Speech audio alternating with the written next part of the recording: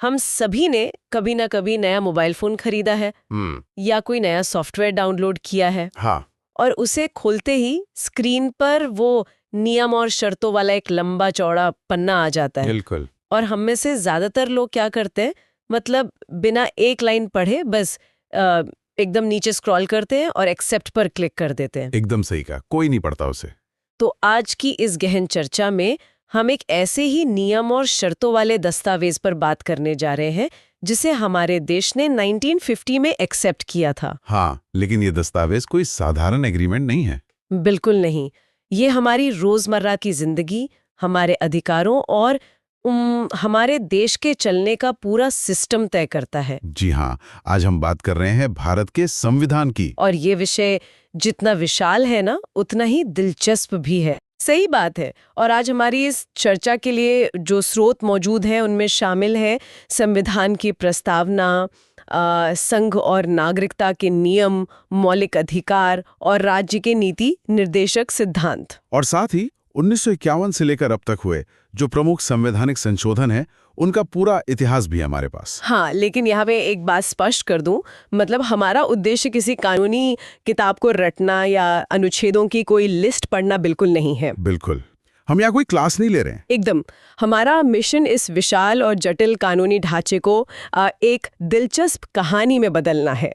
हम ये समझेंगे कि दुनिया का सबसे बड़ा लोकतंत्र कागज पर लिखे शब्दों से जमीन पर आखिर कैसे उतरता है। तो शुरुआत कहाँ से की जाए?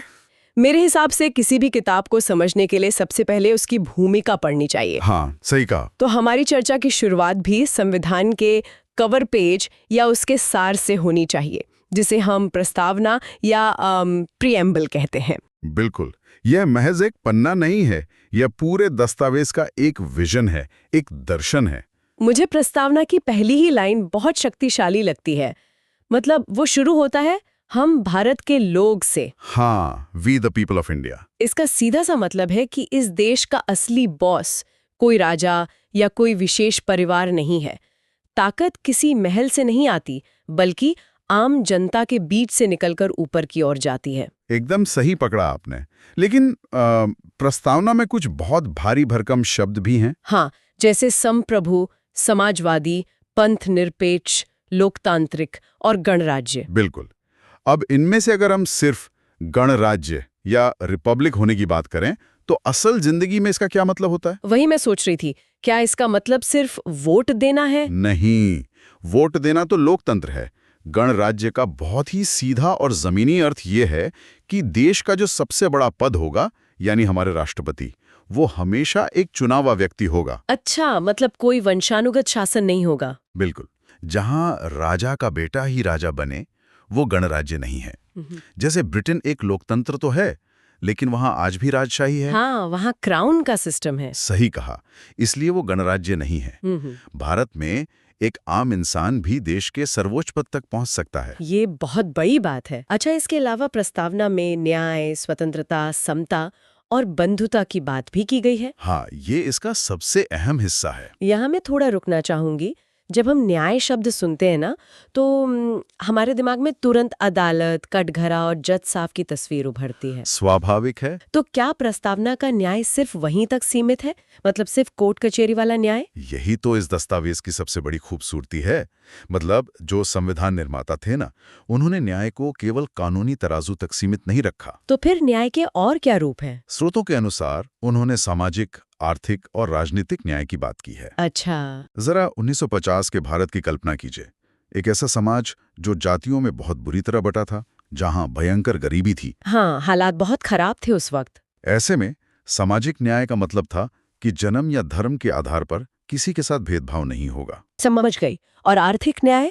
आर्थिक न्याय का अर्थ है कि देश की संपत्ति केवल कुछ मुट्ठी भर लोगों के खजाने में कैद होकर ना रह जाए, सबको आगे बढ़ने का मौका मिले। बिल्कुल। और राजनीतिक न्याय का मतलब शायद ये है कि वोट देने में अमीर गरीब सब बराबर है। एकदम सही। राजनीतिक न्याय सुनिश्चित करता है कि वोट देने या चुनाव लड़ने में हर नागरिक की हैसियत बराबर हो। एक इंसान, एक वोट, एक वैल्यू। क्या बात है। मतलब जब ये तीनों न्याय मिलते हैं, तभी समाज में सच्ची समानता आती है। बिल्कुल। तो दर्शन और आदर्शों की बातें तो बहुत शानदार है। प्रस्तावना ने हमें बता दिया कि हम वैचारिक रूप से कौन हैं। हाँ, लेकिन अब इस दर्शन से जमीन पर आते हैं। आखिर ये भारत भौतिक रूप से क्या है, और इस जमीन पर जो लोग रहते हैं उन्हें कानूनी रूप से कैसे परिभाषित किया गया है? ये एक बहुत ही व्यावहारिक सवाल है और इसका जवाब हमें संविधान के शुरुआती हिस्सों में मिलता है, जो भाग 1 और 2 हैं, संघ और नागरिकता से जुड़े हुए। अच्छा, अनुच्छेद 1 से 4 तक? हाँ, सबसे पहले तो ये स्पष्ट किया गया कि भारत राज्यों का संघ होगा। इसका मतलब है कि ये कोई ऐसा समझौता नहीं है जिसे राज्य जब चाहे तोड़कर अलग हो जाएं। मतलब कोई राज्य ये नहीं कह सकता कि मैं अब भारत का हिस्सा नहीं हूँ। बिल्कुल नहीं, यह एक अटूट देश है। इस हिस्से को पढ़ते हुए ना मुझे एक बहुत ही दिलचस्प एनालॉजी याद आई। बताइए। मतलब हमारे देश के ढांचे को एक जॉइंट फैमिली यानी संयुक्त परिवार के घर की तरह सोचिए। ओके। जैसे परिवार का मुखिया जरूरत पड़ने पर घर के अंदर की दीवारें खिसकाकर नए कमरे बना सकता है, पुराने कमरों को मिला सकता है, या उनका नाम बदल सकता है। हाँ, ठीक वैसे ही हमारी संसद राज्यों का निर्माण कर सकती है, उनकी सीमाएं बदल सकती है या नाम बदल सकती है। बिल्कुल, जैसे कुछ साल पहले आंध्र प्रदेश का पुनर्गठन करके तेलंगाना बनाया गया था। सही कहा, लेकिन अंदर कमरा चाहे जितने बदले, पूरा घर एक ही रहता है। ये तुलना स्थिति को बहुत अच्छे से स्पष्ट करती है। घर की दीवारें तो संसद ने तय कर दी, लेकिन 1947 के उस दौर में सबसे बड़ा और खौफनाक सवाल ये था कि इस घर में रहेगा कौन। हाँ, क्योंकि विभाजन की वो अफरा तफरी, लाखों लोग अपने जान बचाकर इधर से उधर जा रहे थे। इतिहास का वो सबसे बड़ा विस्थापन था। वही तो मैं सोच रही थी, उस भयंकर अराजकता के बीच, मतलब कागज पर बैठकर ये कैसे तय किया गया कि कौन भारतीय नागरिक है और कौन नहीं? हाँ, आसान नहीं था ये। ये तो एक लॉजिस्टिकल दुष्स्वप्न रहा होगा, है ना? बिल्कुल, और इसीलिए नागरिकता के नियम बहुत ही गहराई और संवेदनशीलता के साथ लिखे गए। मतलब उन्होंने हर स्थिति को ध्यान में रखा। हाँ, संविधान ने उस ऐतिहासिक संकट को समझा। ऐसे नियम बनाए गए जो उन लोगों की नागरिकता तय कर सकें जो सदियों से यहीं रह रहे थे, और साथ ही उनके लिए भी जो पाकिस्तान से विस्थापित होकर भारत आए थे। और जो लोग पहले चले गए थे लेकिन वापस आ गए, उनके लिए भी गुंजाइश रखी गई। जो विभाजन के समय घबराहट में पाकिस्तान चले गए थे लेकिन बाद में अपनी गलती मानकर भारत लौट आए, उन्हें भी नागरिकता दी गई। ये बहुत ही समावेशी कदम था।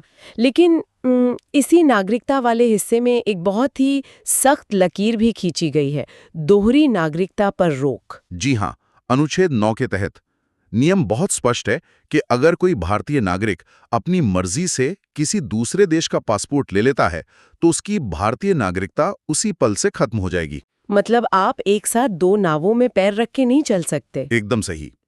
एक नए और संघर्ष कर रहे राष्ट्र के लिए यह जरूरी था कि उसके नागरिकों की पूरी निष्ठा केवल और केवल भारत के प्रति हो। तो अब हमारे पास एक अटूट देश है और उस देश के नागरिक हैं। हाँ। लेकिन इतिहास गवाह है कि सरकारें, चाहे वो कितनी भी अच्छी नीयत से चुनी गई हों, कभी-कभी अपने ही नागरिकों पर हावी होने लगती हैं। ये तो दुनिया भर में देखा गया है। तो इन नागरिकों को क्या ताकत दी गई जिससे वे खुद को इस सिस्टम से बचा सकें? यहीं से संविधान का वो हिस्सा शुरू होता है जिसे लोकतंत्र की रीढ़ कहा जाता है, मौलिक अधिकार। भाग 3। जी, ये महज कुछ वादे नहीं है, बल्कि ये नागरिकों की एक मजबूत ढाल है।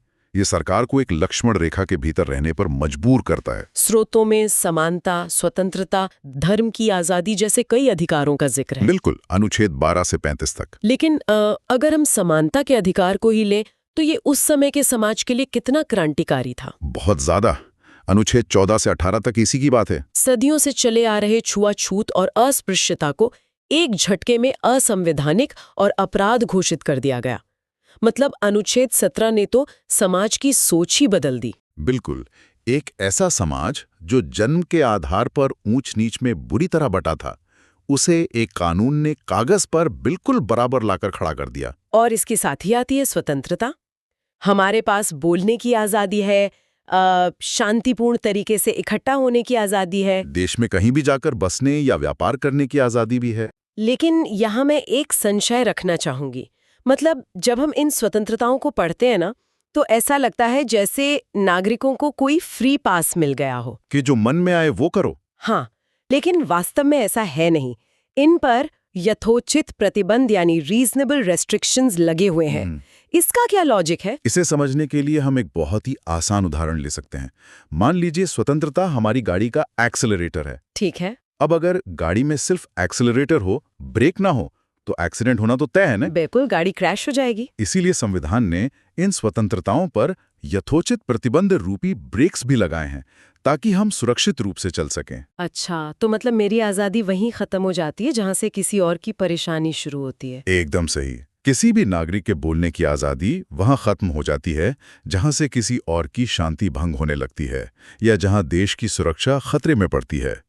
असीमित आज़ादी हमेशा अराजकता लाती है। ये बहुत ही सटीक उदाहरण है, गाड़ी का एक्सेलरेटर और ब्रेक। हाँ। और अगर हम सबसे अहम अधिकार की बात करें तो वो है अनुच्छेद 21, प्राण और दैहिक स्वतंत्रता का संरक्षण। Right to life. पहली नज़र में ये सिर्फ इतना लगता है कि राज्य किसी को बिना कानून के मार नहीं सकता।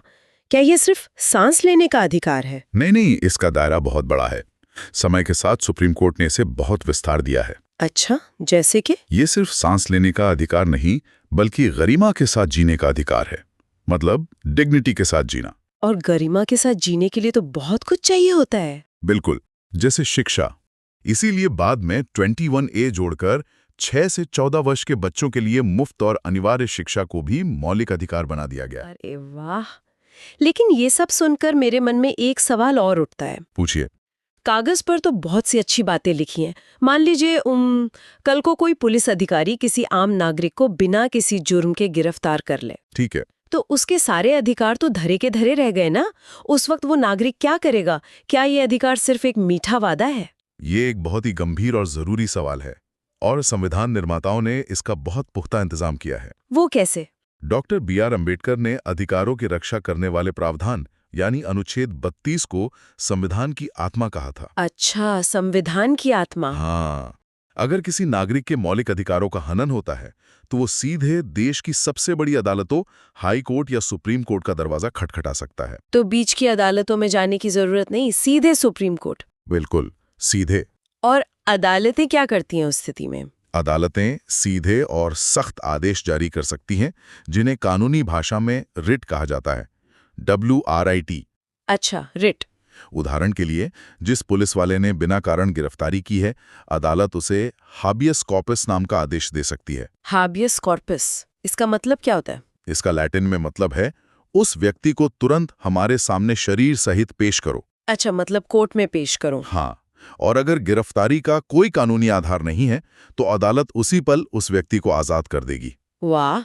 अगर ये अनुच्छेद 32 की शक्ति ना होना तो बाकी सारे अधिकार सिर्फ कागज के टुकड़े बन के रह जाएंगे। समझ गई, यानी नागरिकों के पास अधिकारों की ढाल भी है और अगर कोई ढाल तोड़ने की कोशिश करे तो अदालत रूपी रक्षक भी है। एकदम सही। अब सिक्के का दूसरा पहलू देखते हैं।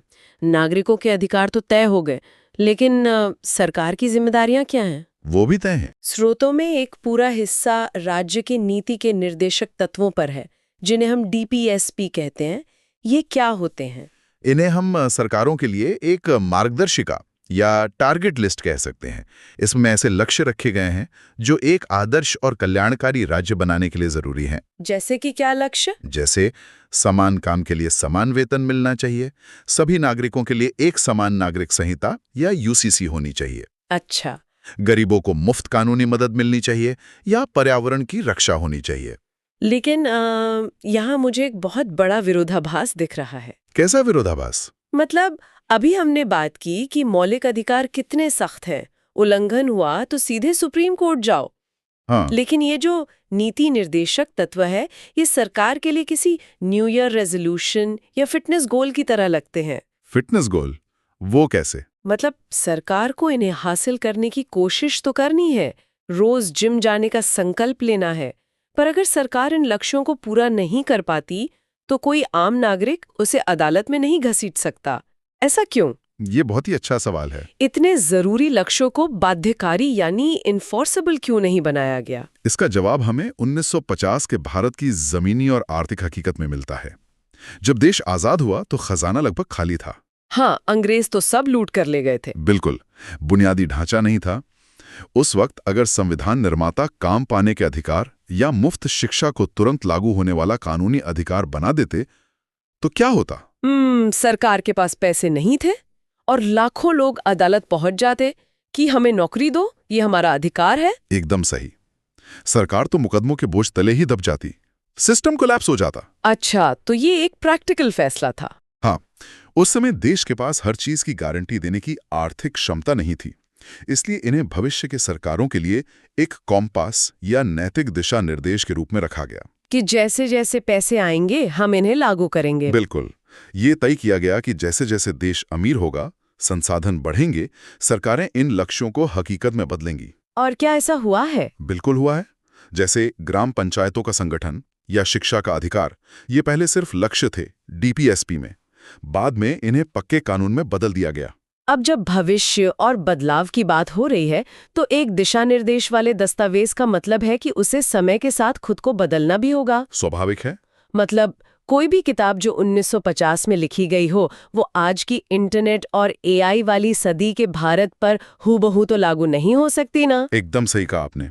और यहीं से शुरू होती है संविधान के लगातार विकसित होने की कहानी, जिसे हम संवैधानिक संशोधन या अमेंडमेंट्स कहते हैं। जी हाँ, अनुच्छेद 368 के तहत संविधान की ये खूबी उसे एक जीवित दस्तावेज या लिविंग डॉक्यूमेंट बनाती है।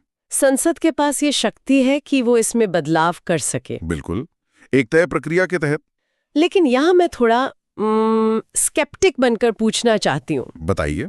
हमारे स्रोतों की सूची बताती है कि 1951 से लेकर अब तक 105 से अधिक बार संविधान में संशोधन हो चुका है। हाँ, 105 से ज्यादा बार। जैसे हाल ही में पूरा टैक्स सिस्टम बदलकर जीएसटी लागू करना हो या आर्थिक रूप से कमजोर वर्गों के लिए ईडब्ल्यूएस आरक्षण लाना हो। सही है। तो क्या 75 सालों में 100 से ज्यादा बार बदलाव करना ये नहीं दिखाता कि मूल दस्तावेज में बहुत कमियां थीं? लोगों को अक्सर ऐसा लगता है। तो क्या ये बार-बार संशोधन करना संविधान की कमजोरी नहीं है? ये एक बहुत ही आम धारणा है, लेकिन अगर हम ऐतिहासिक नजरिए से देखें ना, तो ये इसकी कमजोरी नहीं, बल्कि इसके अस्तित्व को बचाए रखने की सबसे बड़ी ताकत है। अच्छा, वो कैसे? इतिहास गवाह है कि जो संविधान बहुत ज्यादा कठोर होते हैं, वे बदलते समय के झटकों से टूट जाते हैं और क्रांतियों का शिकार हो जाते हैं। मतलब जो पेड़ झुकता नहीं वो टूट जाता है। एकदम सही। जो लचीला होता है वही टिकता है। इसका सबसे पहला उदाहरण तो 1951 का पहला संशोधन ही है। पहले संशोधन में ऐसा क्या हुआ था जो उसे महज 1 साल के भीतर ही लाना पड़ा? आजादी के तुरंत बाद सरकार चाहती थी कि जमींदारी प्रथा को खत्म किया जाए और जमीन उन गरीब किसानों में बांटी जाए जो सदियों से उस पर पसीना बहा रहे थे। ये तो बहुत जरूरी था। लेकिन बड़े जमींदार अदालत पहुंच गए। उनका तर्क था कि संपत्ति का अधिकार हमारा मौलिक अधिकार है, आप हमारी जमीन कैसे छीन सकते हैं।